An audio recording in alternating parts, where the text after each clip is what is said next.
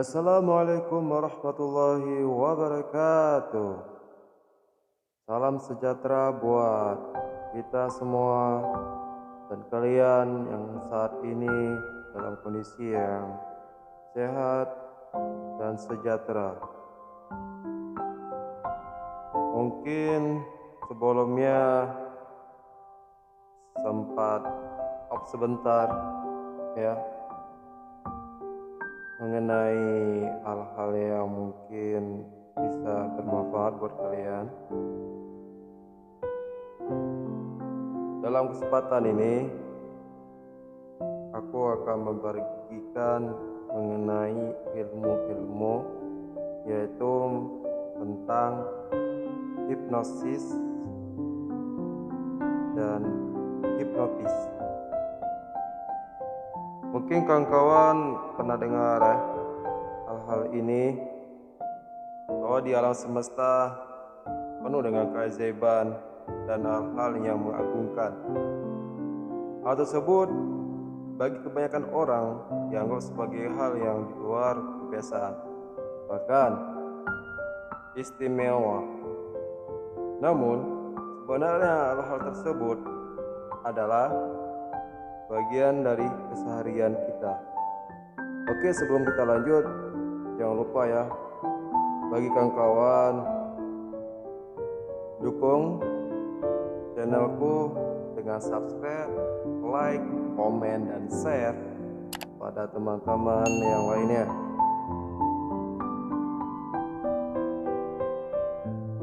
Tidak banyak yang menyadari bahwa kegiatan hipnosisme sudah dilakukan setiap hari. Bahkan bangun tidur adalah kegiatan menghipnosis.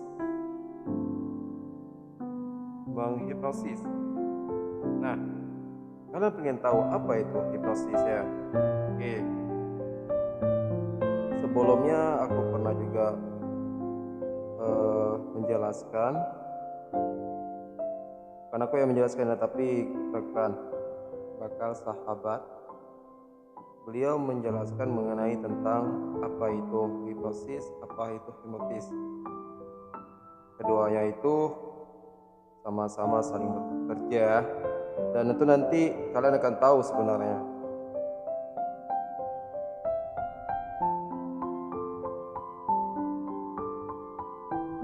Bangun tidur adalah kegiatan menghipnosis diri sendiri, juga sebuah perintah untuk mandi, makan, pergi ke kantor, dan kegiatan-kegiatan lain. Berbicara adalah kegiatan hipnosisme. Berbicara adalah kegiatan hipnosisme. Kenapa saya bilang ini adalah kegiatan hipnosisme? Karena dia mengungkap sesuatu hal, berbicara keluar dari keindahan mulut kita ini loh, ya kan? Keindahan dari mulut kita ini.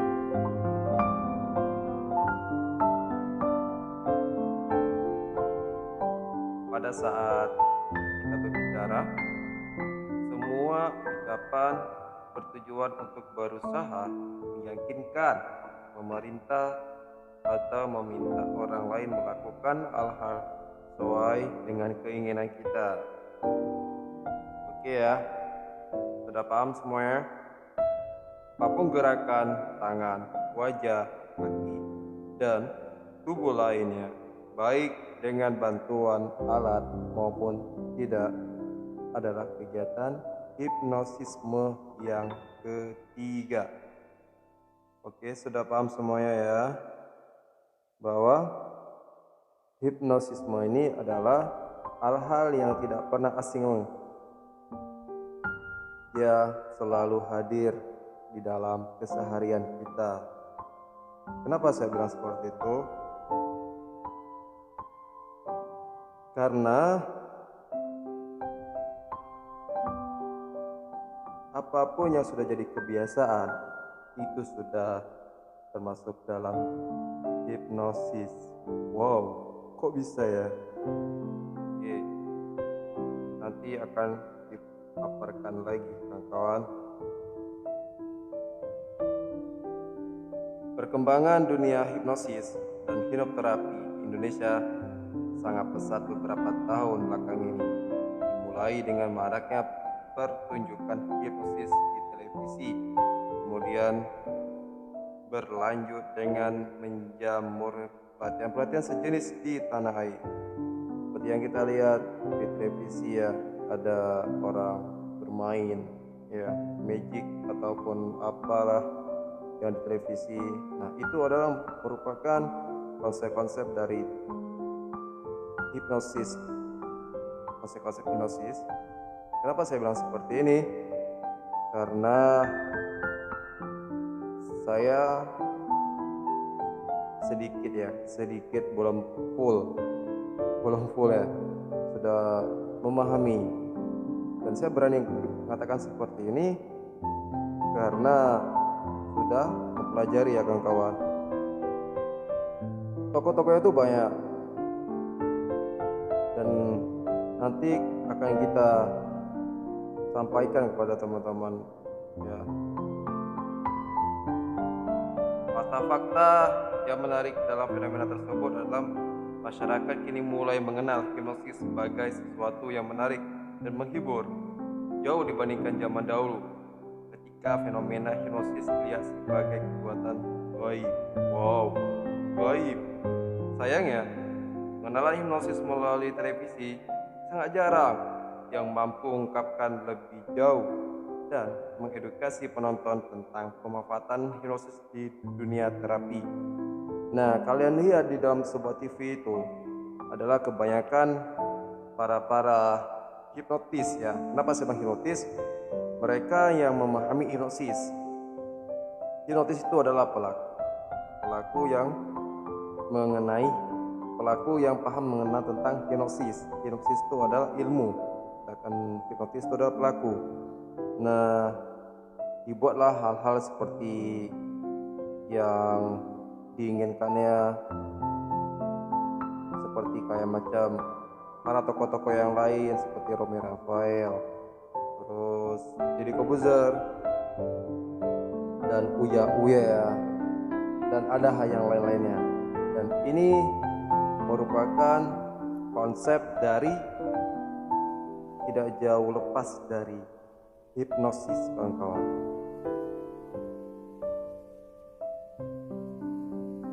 Sekarang kalian sudah mulai memahami ya dikit-dikit ya apa saya bahas seperti itu. Sudah mulai memahami. Oke, kita lanjut mengenal hipnosis kan.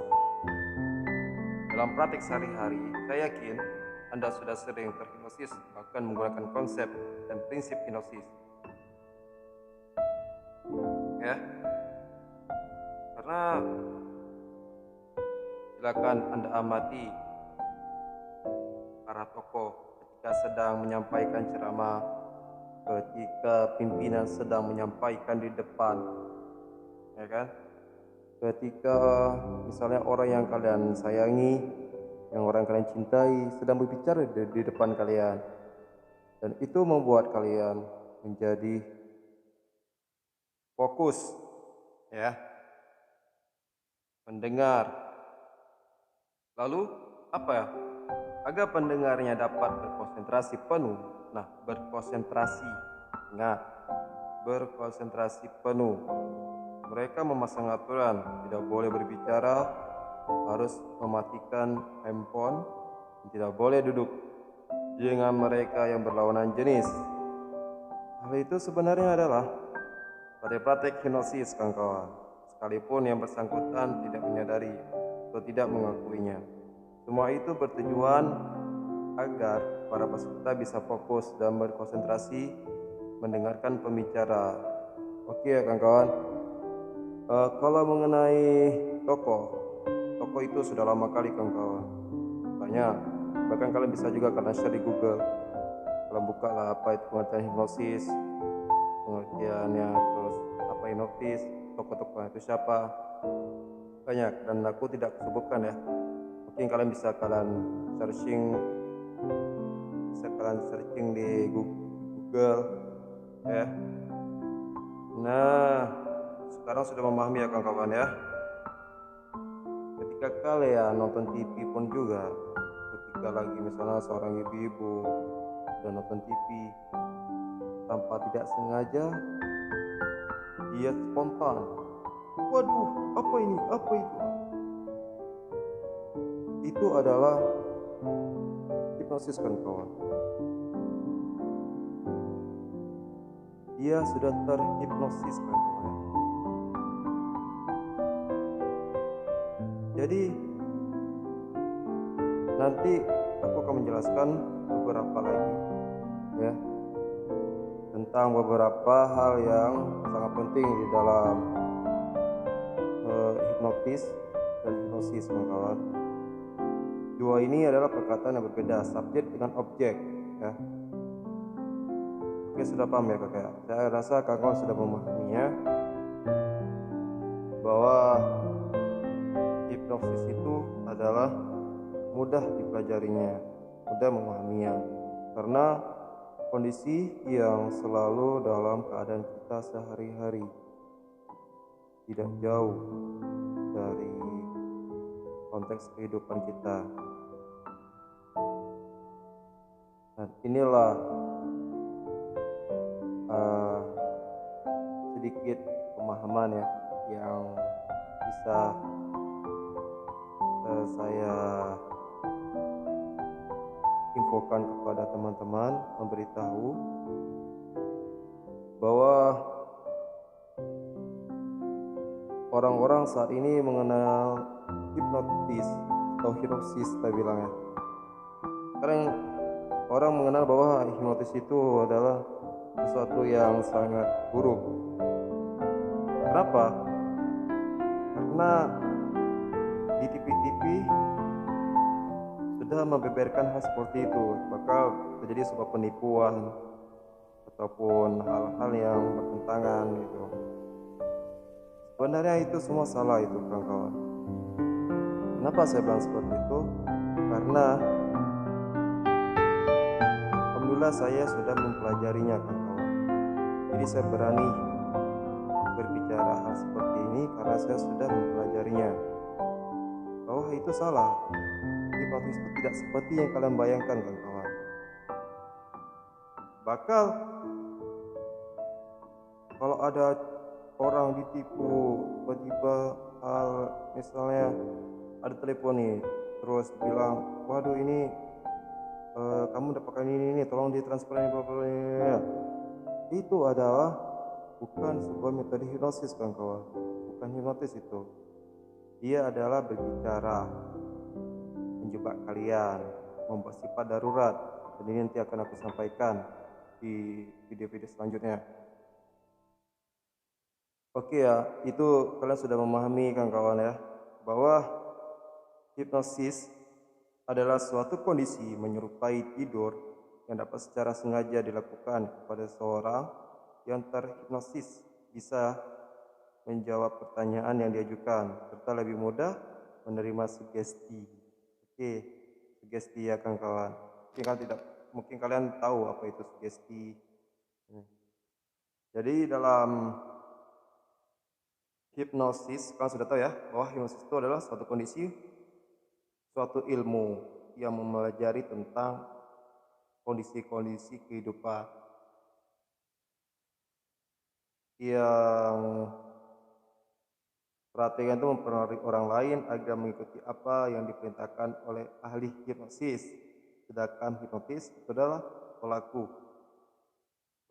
yang orang yang sudah mempelajarinya hipnosis ya, suatu kondisi pikiran yang terpusat sehingga tingkat sugestinya, daya terima saran meningkat sangat tinggi. Itulah hipnosis. Nah, kriteria manusia itu sangat berbeda-beda kawan-kawan. Kita diciptakan sama Allah dan Tuhan yang Maha Esa itu sangat sempurna, bakal paling sempurna di antara makhluk-makhluk yang lain.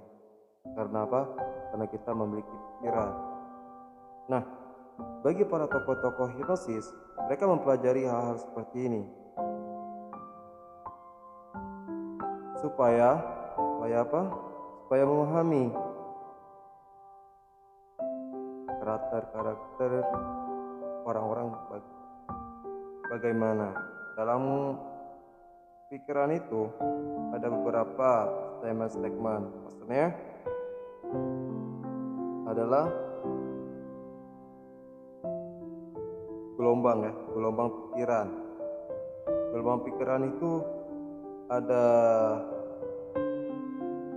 beta, alfa, terus theta, dan delta. Ada 4 ya, pikiran, gelombang otak pikiran. Dan ini dipelajarinya oleh orang-orang pakar ahli hipnosis, kawan-kawan. Gelombang otak itu ada 4, yaitu tadi beta, terus alfa, theta, dan delta. Ada 4. Dan secara dengan ilmu hipnosis, bahwa keempat ini adalah merupakan hal yang sangat penting, di mana kita akan tahu kondisi-kondisi suyet ya. Kalau dalam bahasa hipnosis, suyet itu adalah, atau kalau bahasa umumnya itu kayak klien ataupun orang yang mau lakukan, orang yang mau diajak untuk melakukan berkonsentrasi, itu disebut suyet.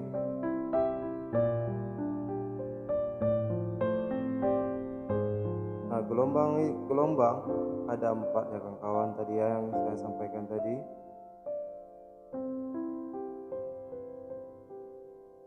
Yaitu yang pertama adalah beta. Beta adalah kondisi di mana kita dalam posisi yang sangat sadar dan sadar. Dia kondisi yang sangat sadar dan sadar.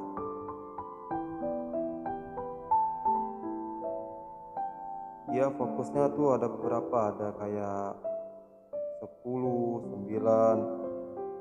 Dia misalnya, dia teringat yang ini 1, dia teringat yang ini, ingatnya yang itu. Nah, itulah posisi di beta, posisi yang susah untuk berkonsentrasi. Sedangkan yang kedua adalah kondisi alfa. Alfa itu adalah pikiran yang sudah akan mau mulai ke satu arah. Dari tadi 9 kita berpikir, dia akan berkurang sedikit demi sedikit, kurang hingga tidak lagi 9. Maksudnya dia mencoba memasuki posisi yang sangat santai dan rileks, yang mulai nyaman, dalam posisi yang sangat nyaman itu ya. Dan posisi ini bisa kita bilang dalam yang posisi yang mau beristirahat sejenak. Terus posisi yang ketiga adalah theta. Theta adalah posisi yang betul-betul sudah fokus ke satu. Itu terserah pada apa aja yang kalian fokus. Bisa jadi mungkin tentang wanita, tentang seseorang, tentang mau rumah atau apa. Dia sudah fokus ke satu saja, tidak fokus yang lain. Nah, itulah posisi theta. Nah, di kondisi theta ini, saatnya posisi yang sangat khusyuk sekali di posisi yang theta ini. Seperti contoh ketika Sayyidina Ali kena busur panah dan busur panah itu mau dia lepaskan, lalu apa Rasulullah sampaikan? Kau sholatlah 2 hajat. Kalau tidak salah ya, kalau kau sholat 2 hajat, ketika ada sholat 2 hajat, maka ada orang yang mengambil busur panah itu dalam tubuhnya Sayyidina Ali. Kenapa Rasulullah suruh hal seperti itu? Karena posisi di mana posisi Sayyidina Ali ketika dalam trans, kalau bahasa Islam trans, ataupun kondisi yang khusyuk, yang dia betul-betul fokus dan tidak pikir yang lain hanya kecuali Allah Rabbi. Di situ dia tidak terasa lagi apakah ini panas, apakah ini sakit, tidak terasa lagi. Dan hal ini sudah dipraktikkan oleh para nabi dan para rasul, kawan-kawan, tanpa disadari. Ya, seperti Nabi Ibrahim alaihissalam ketika masuk dalam api tidak merasakan panas.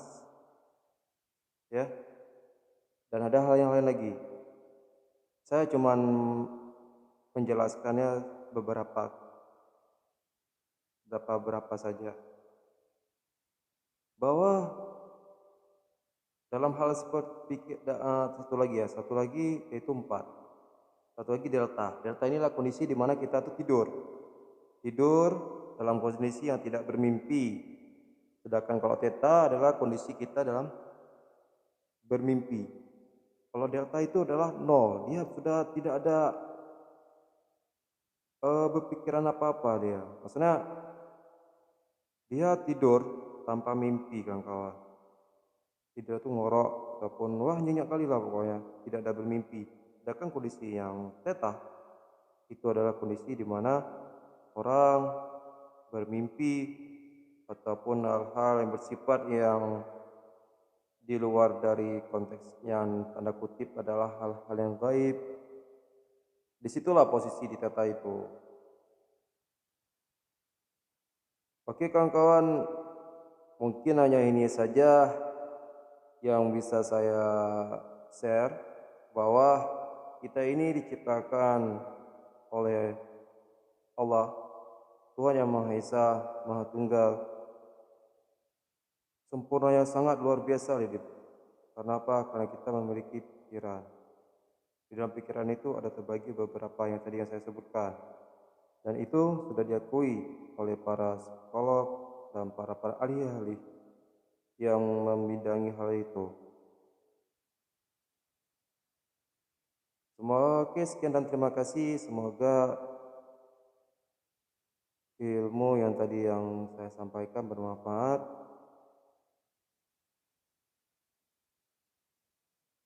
Sampai jumpa kembali pada sesi yang selanjutnya. Mohon maaf atas kesalahan-kesalahannya. Saya akhiri. Assalamualaikum warahmatullahi wabarakatuh. Salam buat kalian yang selalu dalam kondisi sejahtera, damai, tenang. Oke, sampai jumpa.